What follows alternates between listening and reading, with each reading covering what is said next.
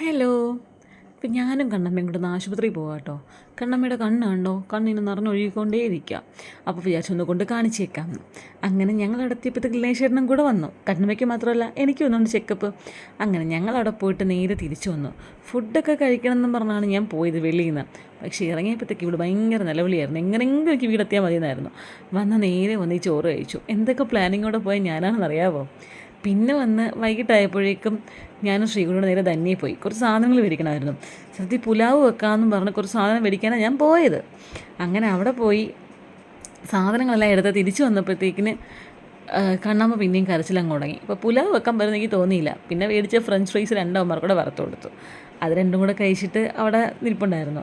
സംഭവം ഞാൻ ആദ്യമായിട്ടാണ് മേടിക്കുന്നത്. എങ്ങനെ ഉണ്ടാവുമെന്ന് എനിക്ക് അറിയത്തില്ലായിരുന്നു കേട്ടോ. അങ്ങനെ എടുത്തിട്ടപ്പോഴത്തേക്ക് എല്ലാം കൂടെ പൊട്ടിത്തെറിച്ചെൻ്റെ മണ്ടയ്ക്കിട്ട് വിടാറായി.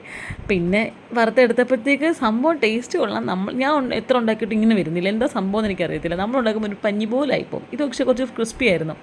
അത് കഴിഞ്ഞ് ലേശേട്ടന് കുറച്ച് ചീരയും മുട്ട കൊണ്ട് ചീര ഓംലെറ്റ് പോലും സാധനം ഞാൻ ഉണ്ടാക്കി കൊടുക്കും കേട്ടോ രാത്രിത്തേക്ക്. അങ്ങനെ അതൊക്കെ സെറ്റാക്കിയിട്ട് കണ്ണമ്മ ഉണ്ടോ ഇങ്ങനെ ആടിക്കൊണ്ടേയിരിക്കണം. ഫുൾ ടൈം ഇങ്ങനെ ആട്ടിക്കൊണ്ടിരുന്നില്ലെങ്കിൽ നിലവിളിയാണ്, ഭയങ്കര നിലവിളിയാണ്. ഇപ്പോൾ ഒരു രക്ഷയില്ലാത്ത നിലവിളിയാണ്. പിന്നെ കണ്ണമ്മയും പിടിച്ചുകൊണ്ട് ഞങ്ങൾ രണ്ടുപേരും ടേസ്റ്റ് ചെയ്ത് നോക്കി. ഇവിടെ നിന്ന് ടേസ്റ്റ് ചെയ്ത് ഹാളിൽ കൊണ്ടുപോയി ഞങ്ങൾക്ക് കിട്ടത്തില്ല കേട്ടോ, അവന്മാർ കഴിച്ച് തീർക്കും. അങ്ങനെ ഞങ്ങൾ ടേസ്റ്റ് ചെയ്തിട്ട് നേരെ അവന്മാർക്കും കൊണ്ടുകൊടുത്ത്. അവർക്ക് ഇഷ്ടപ്പെട്ട സംഭവം കേട്ടോ. അപ്പോൾ ഓക്കെ, ബൈ.